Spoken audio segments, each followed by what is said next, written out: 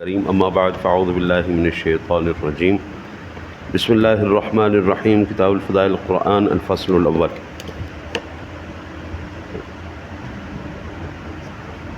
قرآن پاک کے فضائل کا بیان۔ اللہ تعالیٰ نے اپنے پاک کلام سب کو فضیلت عطا فرمائی ہے، اس میں کوئی شک نہیں۔ الحمد کی الف سے لے کے والناس کی سین تک سارا قرآن شان والا ہے، لیکن اس میں سے بعض حصے، بعض صورتیں وہ فضیلت مقام رکھتی ہیں جو سب سے زیادہ جدا ہے۔ مثلا جن آیات مقدسات میں اللہ تعالیٰ کے حمد اور پیارے آقا نبی اکرم صلی اللہ علیہ وسلم کی نعت ہے، وہ ذکر بھی افضل ہے، ذاکر بھی افضل ہے اور مذکور بھی بہتر ہے۔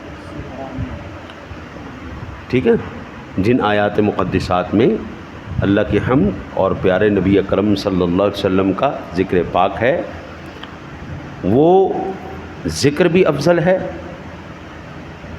ذاکر بھی افضل ہے اور مذکور بھی افضل ہے۔ مگر جن آیات میں کفار کا ذکر ہے، وہاں ذکر تو اعلیٰ ہے، ذاکر بھی افضل ہے، مگر مذکور بدترین مخلوق ہے۔ سمجھ میں آئی تھی بات؟ کافر بدترین مخلوق ہے۔ تو اس حوالے سے یہ حصہ ذاکر افضل، ذکر افضل، مگر مذکور بدترین خلق۔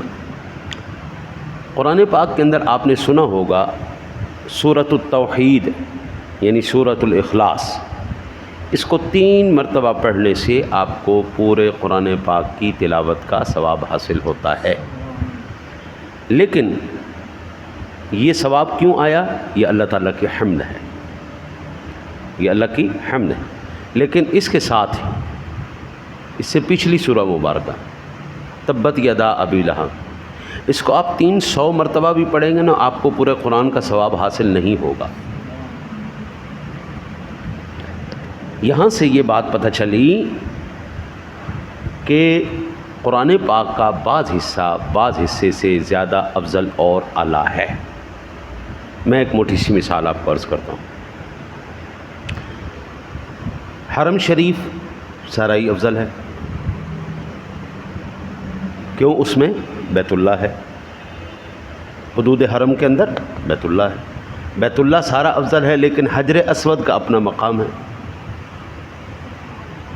حجر اسود کا ہے، وہ سارا متبرک علاقہ، لیکن اس میں سے مثال کے طور پر آپ دیکھیں، مسجد کیا ہے؟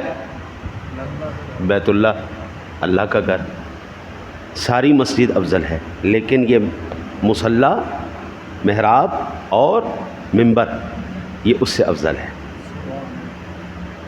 یہ محراب اور منبر افضل کیوں ہے؟ اس کو نسبت خاص ہے، اس لیے یہ افضل ہے۔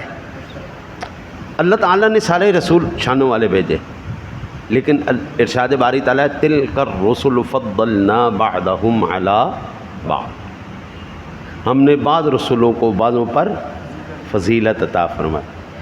شان والے سارے ہی ہیں، لیکن ان میں سے بعض مقام والے، شان والے، عزت والے، مرتبے والے۔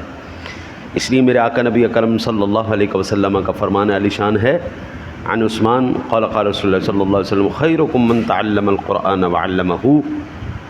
حضرت عثمان فرماتے ہیں کہ میرے آقا نبی اکرم صلی اللہ علیہ وسلم نے فرمایا، تم میں سے بہترین شخص وہ ہے جو قرآن سیکھے اور سکھائے۔ اس روایت کو امام بخاری نے نقل کیا ہے۔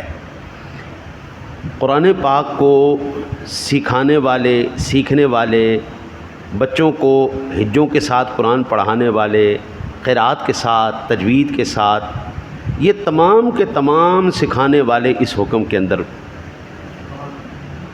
کہ وہ تمام کے تمام سیکھنے والے حضرت آپ نے عمر گزار دی، اگر آپ کا تعلیمی شعبے کے ساتھ تعلق ہے، میرا تو بچپن سے ہی اس شعبے کے ساتھ تعلق ہے۔ ہم نے آج سے 44 سال پہلے اسکول پڑھا، اس وقت ایک قاعدہ ہوتا تھا جی، اور ایک طرف الف ب لکھی ہوتی تھی، ایک طرف ABC لکھی ہوتی تھی، اور تختی، قلم دوات، سلیٹی، یہ چیز ہمارے دور میں ہوتی تھی۔ آج ہم اس کو دیکھیں نا جی، اس مضمون کو دیکھیں یا ان کلاسوں کو دیکھیں تو اس میں آپ کو ایک ذرہ برابر بھی اس میں اور آج کے نصاب میں کوئی مماثلت نظر نہیں آتی۔ 44 سال پہلے کی بات ہے اور آج کی بات ہے، بالکل نصاب بدل گئے۔ اب بچے، جب ہم چھٹی میں جا کے انگریزی پوری پڑھتے تھے، اب جا کے جناب پہلی کلاس پلے گروپ سے ہی انگریزی شروع ہو جاتی ہے۔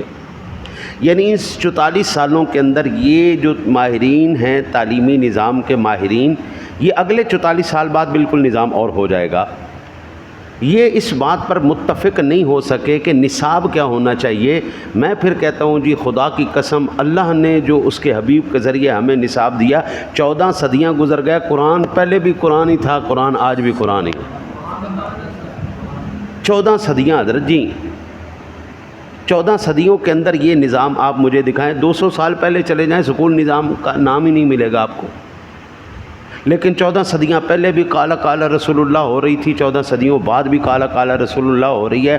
14 صدیاں پہلے امام الانبیاء، صدر کائنات، فخر موجودات منبر رسول میں کھڑے ہو کر الحمدللہ رب العالمین پڑھ رہے تھے۔ 14 صدیوں بعد بھی ان کا غلام، ان کا نوکر، ان کا امتی الحمدللہ رب العالمین پڑھ رہا ہے۔ اگلے 14 صدیوں بعد بھی یہی ہوگا، قیامت تک نصاب ایک ہی ہے، کیونکہ بنانے والا اللہ اور اس کا رسول ہے، یہ نصاب سیٹ کرنے والے، یہ سارے معاملات کو ہم تک پہنچانے والے اللہ اور اس کے رسول ہیں۔ قبلہ اللہ اور اس کے رسول سے بڑھ کر ہمیں یہ کائنات کا ذرہ ذرہ بتا رہا ہے، کوئی اور نہیں ہو سکتا۔ ساری دنیا کے ماہرین جو ہے تعلیمی نظام کے، وہ سارے ایک طرف، اللہ رسول کا حکم ایک طرف۔ تو پھر ہم یہ کہنے پر مجبور ہیں، خیرکم من تعلم القرآن وعلمہ، بہترین شخص وہ ہے جو قرآن پڑھے۔ مکہ شریف، مدینہ شریف کے اندر غالباً 120 سال پرانی ایک قاری صاحب کی قرات ملی ہے، 120 سال پہلے، اور حضور نبی اکرم صلی اللہ علیہ وسلم کے زمانے کے تھوڑے عرصے بعد ہی خلفاء کے زمانے کا ایک نسخہ قرآن کا ملا ہے۔ اس نسخے کو ماہرین نے آج کے نسخے کے ساتھ ملایا ہے، ایک زبر کا فرق نہیں ہے۔ 2000 سال پہلے تورات ملی ہے، وہ تورات بالکل یکسر مختلف ہے جو آج کی تورات موجود ہے۔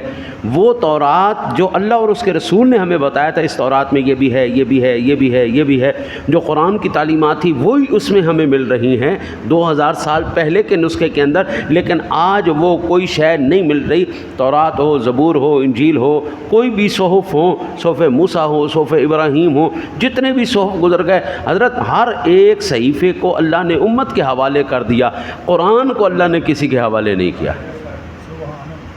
فرمایا انا نحن نزلنا الذکر وانا لہ لحافظون۔ بھائی پتہ لگ گیا ہمیں پیچھے کیا قوموں نے کیا، اس لیے ہم تمہارے حوالے نہیں کرتے، ہم ہی اس کے محافظ ہیں۔ اللہ نے قرآن کو کتابوں کا محتاج رہنے ہی نہیں دیا۔